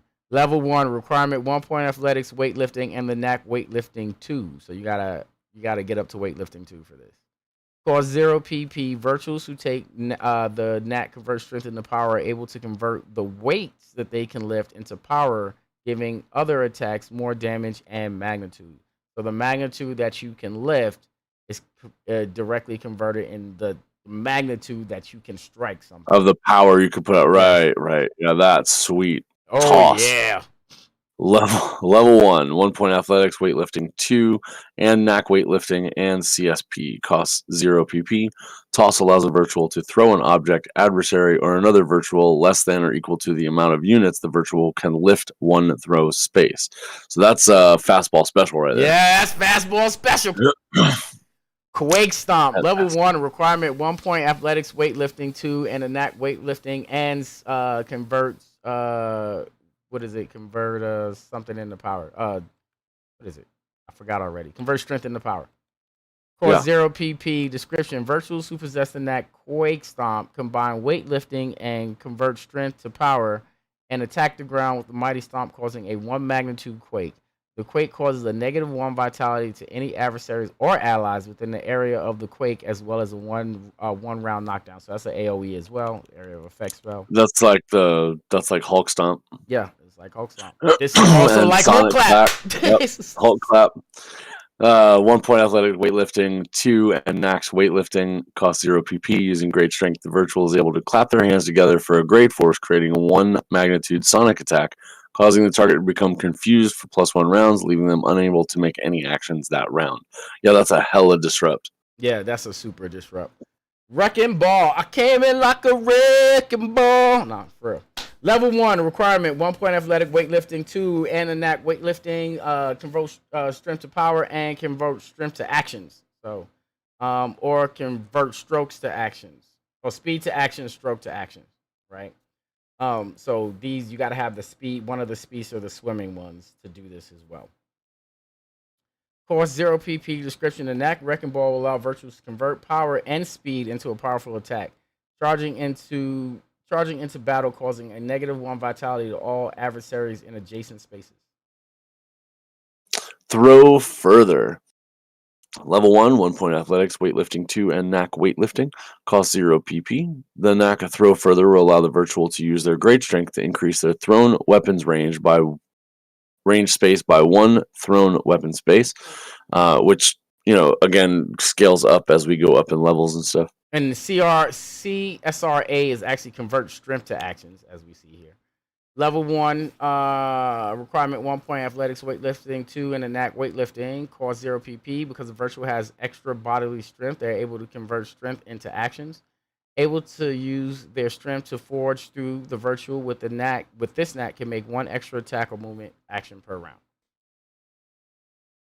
So, again, levels. We read Fortitude, so we actually read this online, or on the air. Yeah, we did. Yeah, we yeah, read all the way through Perception, I think, or we're on Perception. Yeah, we're on Perception right now. Yeah, because we haven't done this yet. All right, Perception, extrasensory. Extrasensory perception allows the player to tap into what others would call their sixth sense. Using their extrasensory sense, they're able to predict the intentions of humanoids, beasts, and even those of outer planar, granting players who place points in extrasensory perception increase to blocks and attacks. Perceive intention, person. Level 1, requirement 1 point, and perception extrasensory, 0 PP. Description: with the knack perceive intention, the person perceive intention person player is granted, it really should say virtual, a +1 to attacks and blocks versus humanoid opponent. Scales is 2-3. I don't know why I wrote this in here, but yeah, they all scale. Because you were making notes on everything. I was. Perceive intention beast. Level 1, 1 point perception extrasensory, cause 0 PP. With the knack perceive intention beast, players are granted a +1 to attacks and blocks versus beast opponents, and scales. Future Sight, level 1, requirement 1 point perception extrasensory, cost 0 PP. With the knack Future Sight, players granted +1 to all attack scales, of course. Past Sight, a 1 point perception extrasensory, costs 0 PP. With the knack Past Sight, player is granted a +1 to all blocks. Cosmic Awareness, level 1, requirement 1 point perception extrasensory. Description: with the knack Cosmic Awareness, players granted +1 to all knowledge-based checks for 1 hour. I can see the use of that. Yeah. Read ley lines. Use knowledge checks all the time at D, yo. Like, that's a all the time. I need to roll a knowledge check. Read ley lines. Level 1, 1 point perception extrasensory, 0 PP. With the knack read ley lines, player is granted a +1 to all stats the following round. However, the player must stay completely still for 1 round, incurring a -2 to all stats that round. That has a pretty Oh, big but scales, penalty. yeah. But man, I could see uses. Yeah, a +1 to all stats as long as you don't get hit the first round is gangsta. But you can't get hit the first round, you're pretty much going to crumble to dirt. Depth awareness, level 1, requirement 1 point perception extrasensory, cost 0 PP. Description: with the knack depth awareness, you can perceive what happened in the hour before the target's life was extinguished. So that's for your detective work, right? That reminds me of see through their eyes. It's a spell to see the whatever was going on with the dead Very creature. similar. Deja vu. Level 1, 1 point perception extrasensory, cause 0 PP. The knack deja vu, you feel as if you have been here before, giving you +1 to blocks as well as +1 to knowledge checks. However, the feeling leaves you physically disoriented for 1 round, giving you a -1 to attacks, rolls, and it scales. 2 steps ahead. 1 point perception extrasensory, cost 0 PP. With the knack 2 steps ahead, you are able to move +1 rounds into the future, avoiding attacks completely in the active round. However, the uncertainty of the future gives you a -1 block, a -1 to blocks and attacks.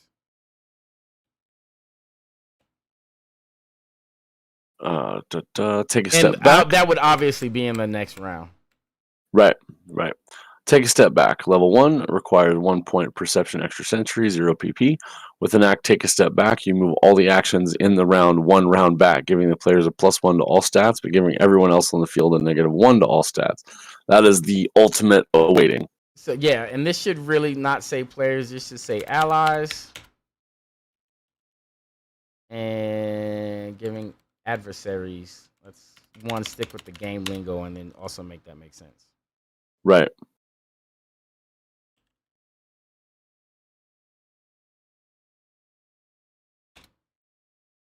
And that is really the ultimate awaiting. Perception, hearing. I think we did do hearing, though.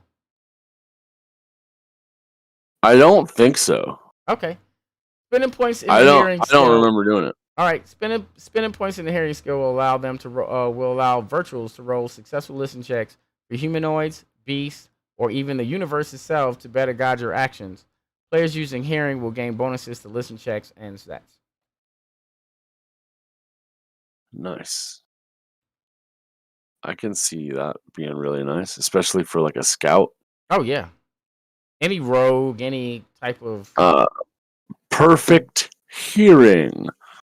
Level 1, 1 point perception hearing, cost 0 PP. Possessing perfect hearing, the player receives a +1 to all listen checks. Perfect hearing scales as perfect hearing 2, 3, 4, 5. Exceptional hearing, level 1 requirement, 1 point perception hearing. The knack perfect hearing cost 0 PP. Description: possessing exceptional hearing, the player receives a +1 to all listen checks over 10 spaces. Exceptional hearing scales is fat. Yeah, that is crazy. That is crazy. Hear beast. Level 1 requires 1 point perception hearing and knack perfect hearing, cost 0 PP. Possessing the hear beast, the player receives a +1 to all listen checks for beasts. Hear beast scales. Here, humanoid require a level 1 requirement, 1 point perception hearing and knack perfect hearing, cost 0 PP. Description: possessing here humanoid, the player receives a +1 to all listen checks for humanoid players. Vacuum hearing. I can see this used conditionally, but I don't know how I'd build a character around it. It is a conditional kind of thing. It's like level if you're playing a space adventure. Yeah, no. That's what I was thinking too. Is like only if I'm in outer space. Like if I built a Silver Surfer, maybe this would be a thing. That's exactly what this is for. If you build if you're trying to play a cosmic game, right, and you want to have the ability to have your people talk in space, right? This is what this Possessing is. Vacuum hearing, the players receive a +1 to all listen checks while in a vacuum. Universal hearing, level 1 requirement, 1 point perception hearing and knack perfect hearing, cost 0 PP. Possessing universal hearing, the player receives +1 to all listen checks against the universe. A successful check will give players universal insight, allowing a +1 to all bonus stats for 1 round. Universal hearing scales is universal hearing 1, 2, 3, 4, 5. Interesting. Isn't it interesting? It seems crazy, but that's actually kind of a OP ass fucking move. Yeah, that reminds me of the one monster in Ben 10. Yeah. The big dude that stays in his head with the two warring factions. Yeah. I can't think of his name right now, but I know you're talking Yeah, about. I can't either, but yeah, that craziness. Spirit hearing, level 1 point perception hearing, enact perfect hearing, cost 0 PP. Possessing spirit hearing, the player receives a +1 to all listen checks. For spirits, this also gives player a +1 to effects used on spirits. Spirit hearing scales as spirit healing 2, 3, 4, 5. All right, and we're at the top of the hour, and this is the last one in healing, so I guess this will be the last one we do now. We'll get back to sight when we come back next week, but extra dimensional hearing. Level 1 requirement, 1 point perception hearing in the knack perfect hearing. Cost 0 PP. Description, possessing extra dimensional hearing, the player receives a +1 to all listen checks for opponents in other dimensions. Extra dimensional hearing scales as extra dimensional hearing 1, 2, 3, 4, 5. Some of those are really interesting. Some of those are like super specific. Yes, some of them are incredibly specific. And they're really so like a lot of the things I made for specific environments, specific character builds, or things that you just really might have like a character that you're just in love with that you're like, I just want to recreate that character for whatever reason, right? And they just got like the weirdest power set.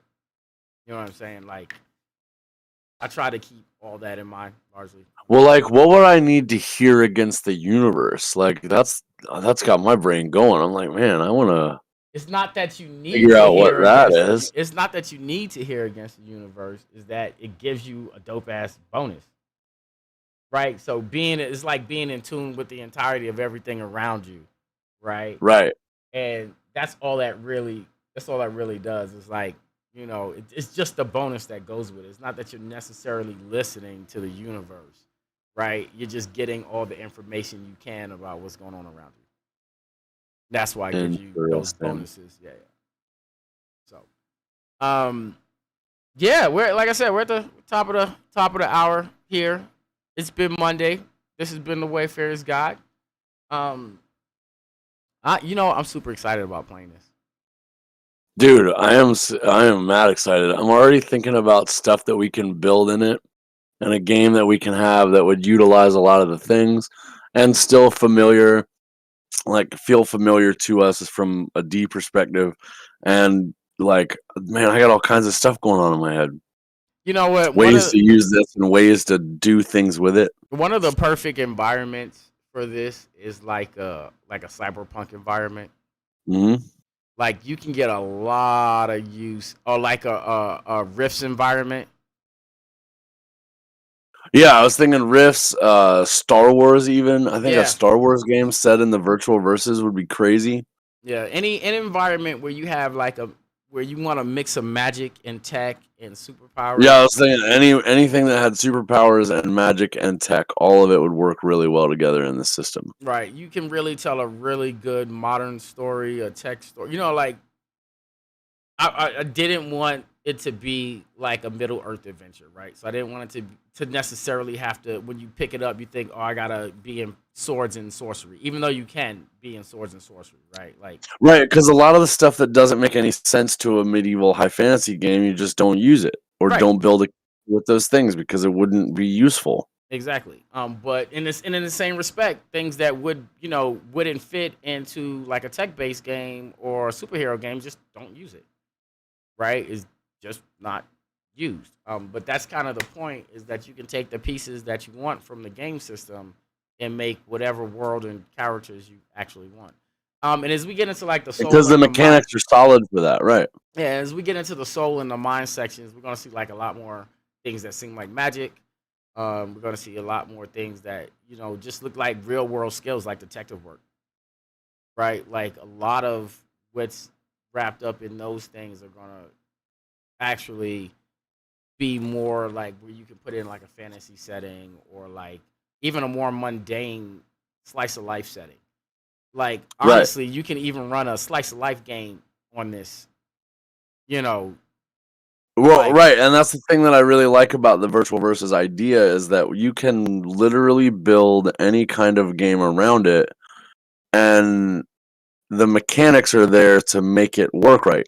Yeah. And I think that's the foundational building blocks of a good campaign setting or a good mechanical base is that you can use it for other formats and utilize it the way you want to. And So the fact that you can recognize that those are the things we're building into this mechanic makes me happy about the mechanic. yeah, me too. Honestly, when I was going through a lot of it, I realized that a lot of this could be the virtual master or whoever we're calling the DM in this game, and a single player versus the world.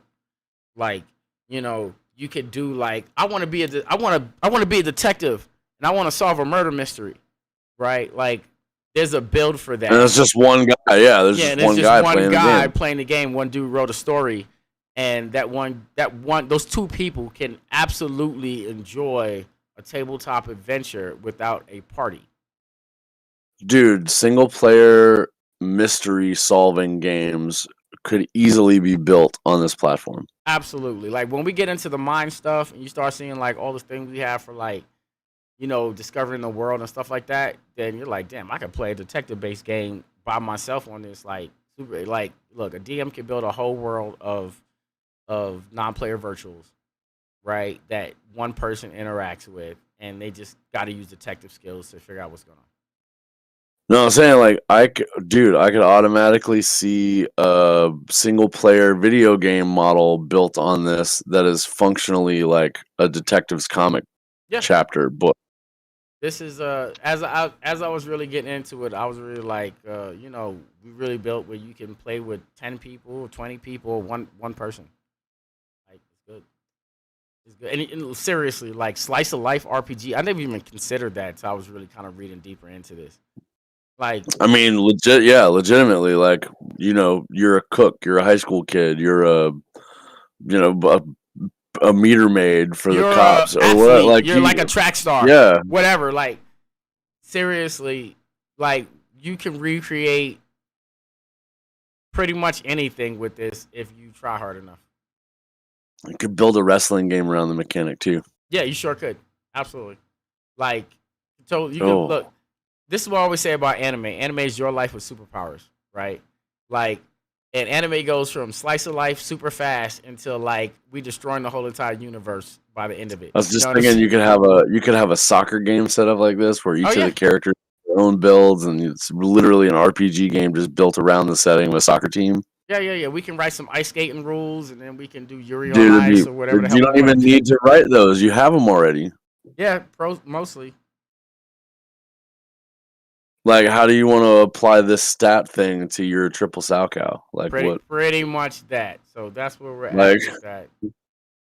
you'd need the flip feats. You'd need the Yeah, like, you you need the turn speed into actions. You'd need the yeah, all that can be converted into your ice skating adventure.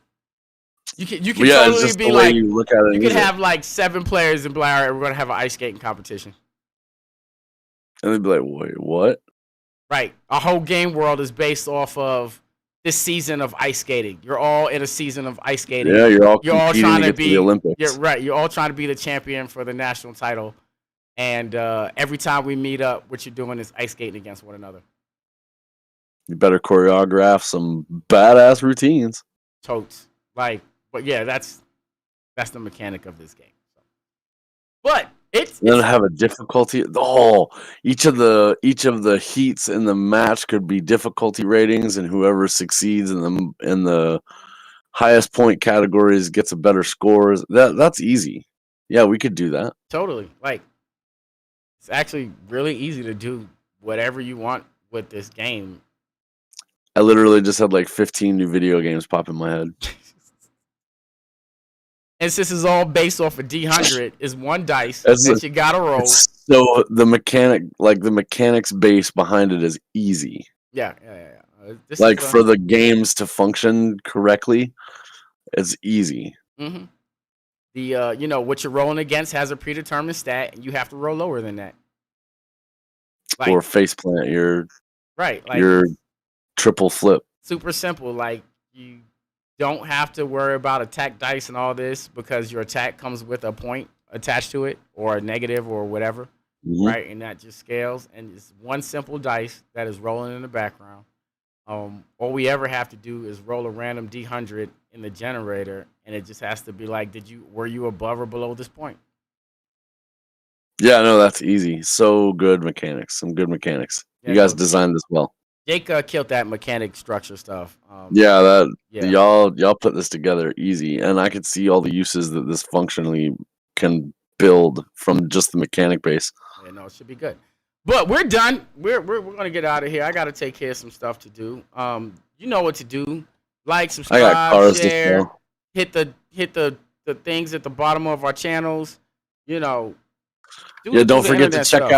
don't forget to check out the SMP logo down in my panels where you get directly to the Wayfarers Guide merch and the rest of the Soul Monkey Publications merchandise for all of the cool designs Yeah, that yeah, yeah, Mr. yeah. Solution has pumped out. And join us next Monday. We will be back. We're gonna do this next. Well, we think we're like 98% certain we're gonna do this next Monday unless life gets in the way. But other than that, I'm Super. super excited about Virtual Verses. I'm super excited to be sharing it with you guys. We need to really start doing some sit down during the week and start knocking out the mind and the body of the mind and the soul chapters. They I'm really done. need some work. And you get to Matter design of some fact, cool mechanics.